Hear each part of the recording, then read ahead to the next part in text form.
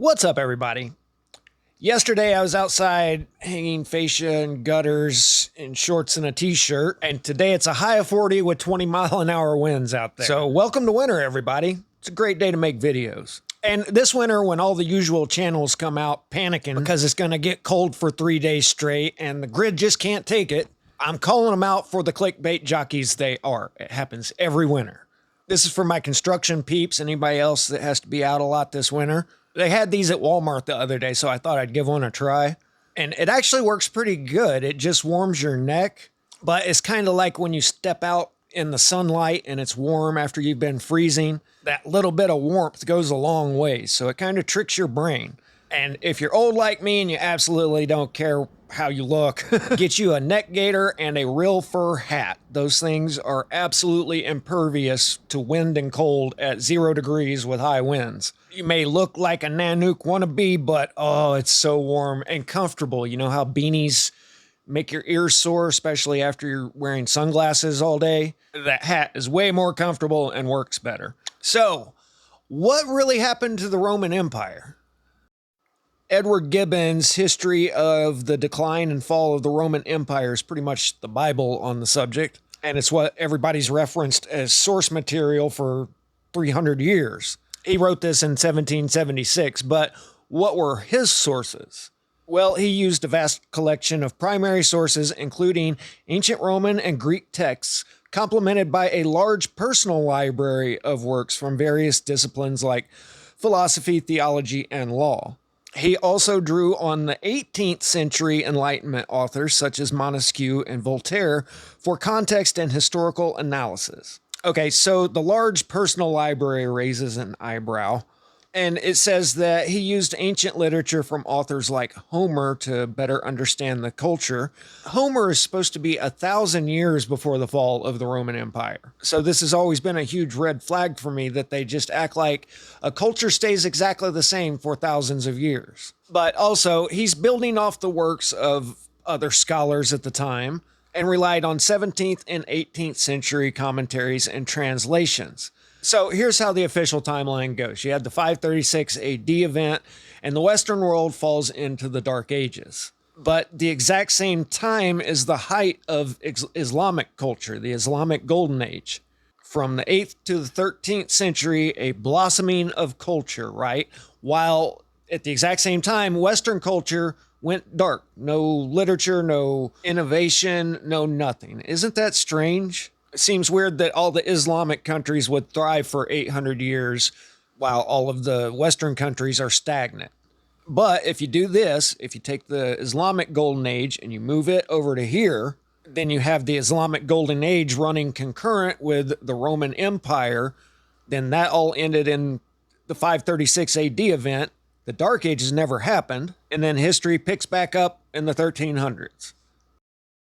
But here's the problem with Western history is after 536 AD, we basically lost all of the ancient texts. So while we're mud farming, apparently, the Islamic world was translating all of these ancient Greek texts into Arabic. Then during what they call the 12th century Renaissance, they translated all of these Arabic texts into Latin, which introduced a vast body of ancient Greek knowledge to medieval Europe and laid the groundwork for the intellectual awakening.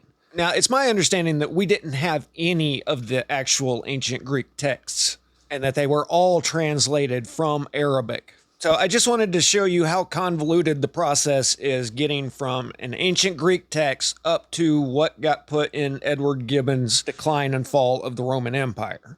Now, before you go to the dark side, full Tartaria, there are all kinds of carvings on these ancient monuments describing what life was like back then.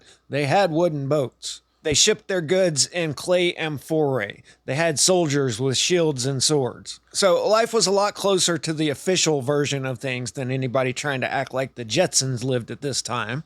And also, I know that people were familiar with the Iliad. It's found in mosaics buried in farmers' fields.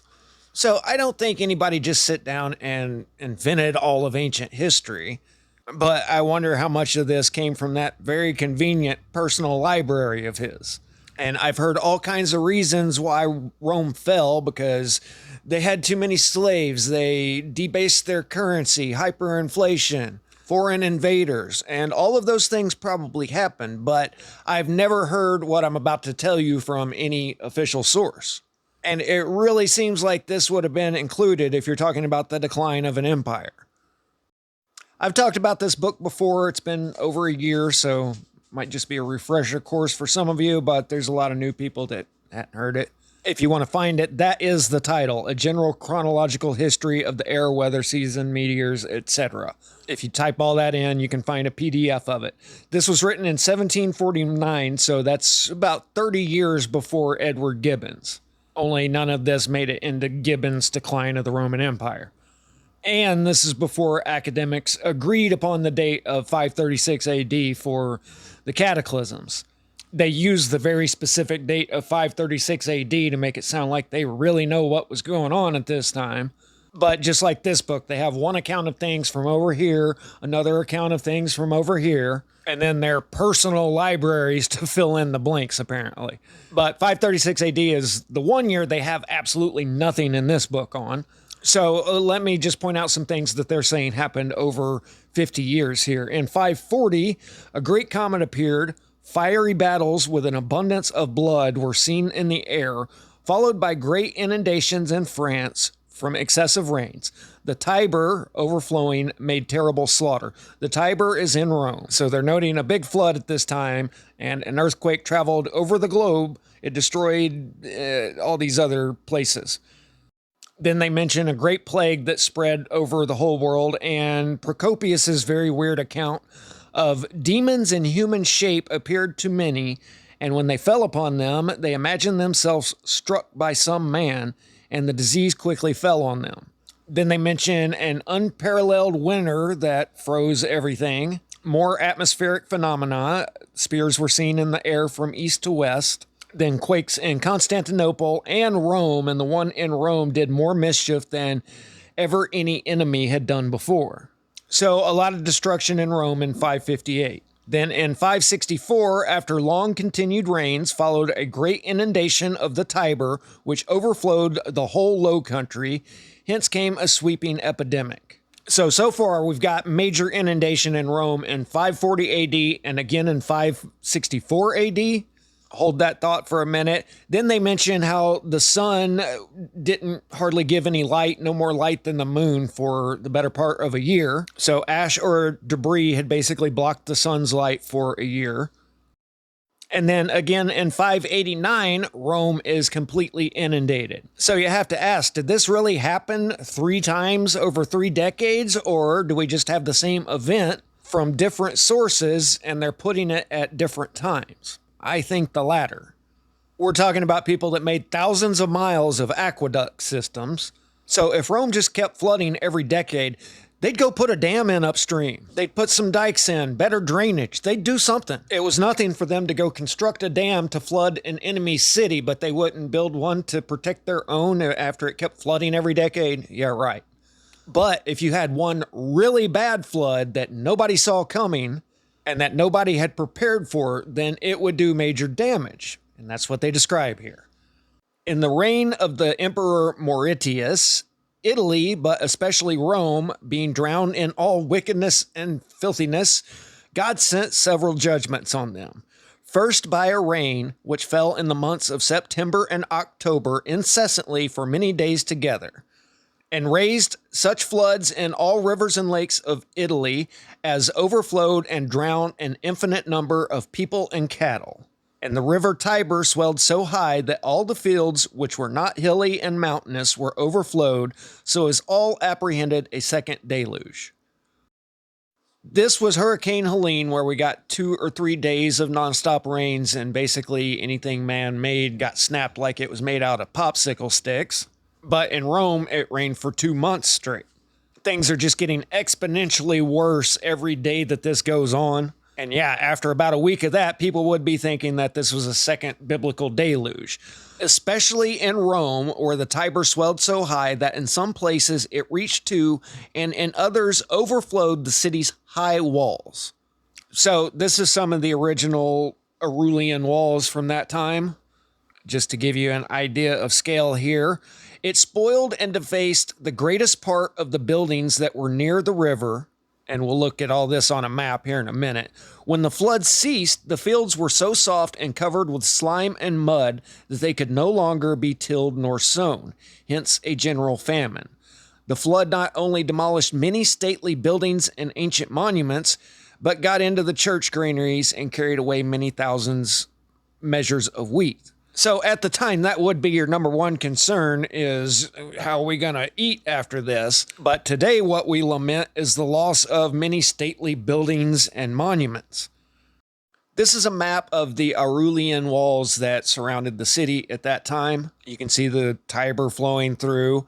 This area right here is the main archaeological park and where the Circus Maximus is, right by the bend in the river. Now, this is modern day. Here's the Circus Maximus, and just north is the archaeological park. Well, the Circus Maximus in Rome was completely buried for centuries, covered by sand and debris after it fell into disuse in the 6th century. Over time, its materials were scavenged, and the site eventually just became filled in. After the last chariot races in exactly 549 AD, the circus was abandoned and its stands were dismantled for their stones, which were used for other buildings. Now, that does happen all the time, but they say that the site gradually accumulated layers of sand and debris, eventually leading to the complete burial of the lower levels and its original track. Then, during the Middle Ages, the area was just used as a grazing field for their livestock. Then for centuries, nobody had any idea that this was the famous Circus Maximus right here. It wasn't rediscovered till the 20th century. So they're saying it just gradually got covered in, but I'll bet you whatever you want to bet that it got buried in the 2 months of nonstop rain. More evidence of this is in the old drawings of 17th century Rome. This was the condition of the Arch of Septimus Severus at that time.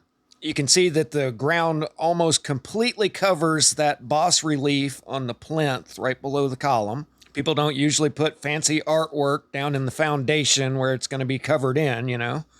And this is it today after excavation. That carving is about 10 feet above that guy's head, so about 15 feet above the ground level where he's walking downhill. But if you stand back from this, you can see that's a good 20 feet above the street level here. And of course, everything's gradually going downhill towards the river down below. But that's the level of the sediment that was left behind. So the water was much higher than that. When floodwaters dissipate, the detritus left behind isn't at the height of the water level. It's only a fraction of that. Then we have the quakes mentioned in that book as well. Well, officially in 443 AD, there was a quake that damaged or destroyed many Roman monuments, including the Colosseum in the 5th century. Then another quake in 1349, 800 years later, caused significant portions of the Roman Colosseum to collapse. This is also the exact same time as the Black D, but these are all completely independent events that you'll never hear academia mention in the same sentence. The original accounts say that there were earthquakes and great chasms opened up from which noxious vapors came out. So people at the time didn't see these as independent events. They saw it as the wrath of God. Now, I have a theory regarding the correlation between incessant rains and earthquakes that I never get to talk about, so I'll throw it in here. If you have a massive glacier stretching for hundreds of miles, then it's very heavy and pushing down on the ground below. So as it starts to melt, it gets lighter and lighter, and the ground starts rising back up, and they call it isostatic rebound. Now, if you have a 100-mile wide valley and it rises up 5 feet, do you think that might affect everything around it? Well, yeah, that pressure's going to build, and then it's going to release all at once like a fault slip, causing earthquakes.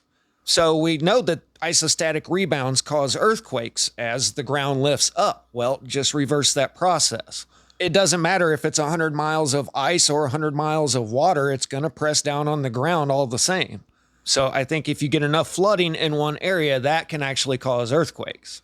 So that's just one theory, but I'll tell you from reading the accounts of what happened back then, there was more than just one lake formed and caused an earthquake. Back to Rome, we shall see between, let us say, the 7th and the 14th centuries, the traces of the ancient city were steadily obliterated, so that all that was left to meet the eye was great isolated stacks of ruins, like the Colosseum and the Baths of Diocletian, too vast and solid to be destroyed. On the other hand, the architectural revolution of the Renaissance, continued down to our own days, has largely destroyed the medieval buildings or altered them past recognition. So all through the Renaissance, they were remodeling here. But that's like 14th through 16th century. Medieval remains in Rome are by no means common or obvious, meaning non-existent. We have to search them out, and still more, we have to reconstruct the nature of medieval Rome in imagination by the help of documents like Edward Gibbon's. Armellini, the historian of the Roman churches, has said that of all the cities of Italy, Rome is the poorest in medieval monuments. So these are paintings from Giovanni Panini in the early 1700s. You can see most of the cities in ruin. The Temple of Vestia was still there. That's the round one in the back. It was still there at the time of cameras. I've seen photographs of it. It may still be there. But this is Rome in the 1700s in complete ruins everywhere. And what that article just said is we don't have any hovels that the locals scavenged for and put together throughout the Middle Ages, 1,000 years here. There's still broken sarcophagi all around on the streets. You know, tomb raiders would break in and steal all the treasure. They used to put the graves of prominent figures in very conspicuous places. The more famous you were, the more high traffic area you were buried in. There's still statues on columns out here. But when Gibbons was in Rome, he says it was at Rome on the 15th of October, 1764, as I sat musing amidst the ruins of the Capitol, while the barefooted friars were singing vespers in the temple of Jupiter, that the idea of writing the decline and fall of the city first started to my mind. It's amongst these ruins that an Englishman sat, who had converted to Roman Catholicism 10 years prior and described working with the Jesuit Robert Parsons as the most memorable event of his time at Oxford. And this is the guy that wrote the authoritative work on what happened here. But somehow none of this made the cut. Along with the flooding came multitudes of serpents, and among them a monstrous great one as big as a great beam, all of which swimming down the river into the sea were there choked, and their carcasses being cast on the shore, rotted, by whose stench and slime and mud and excessive moisture and air was so corrupted that a most defoliating inguinary plague ensued over all Italy, Spain, and France. So all the water's just putrid, I'm sure cholera everywhere, and this so raged that it laid waste many towns, and where it was most favorable, 2/3 of the people departed, but it was most severe at Rome. So they're saying if people were lucky, only 2/3 of the town, but in Rome, it was even worse than that. So it's around this time that the Lombards invade Italy. This is what officially deposed the Western Roman Empire. So did this happen before or after all that flooding? Here in this book, they put it 10 years before. But also during this, they describe many prodigious fiery battles fought in the air, all of the aerial phenomena that's described in the other places. So either the Lombards took control of Italy and then all this happened, or all this happened and they just walked right in. 80 to 90% of the town's gone. Sounds like pretty easy pickings to me, right? Then the important question to me becomes, what happened to all that money that Rome had? They were extremely wealthy, right? Well, I'm not going to get into it right now, but I think the Catholic Church got a pretty good portion of that and rebuilt their stuff with it, which it seems like they would have done in the years right after this, but like I read earlier, there's no medieval remains in there. So they could have waited 800 years and had a Renaissance and done all of it, or it could have just been right after.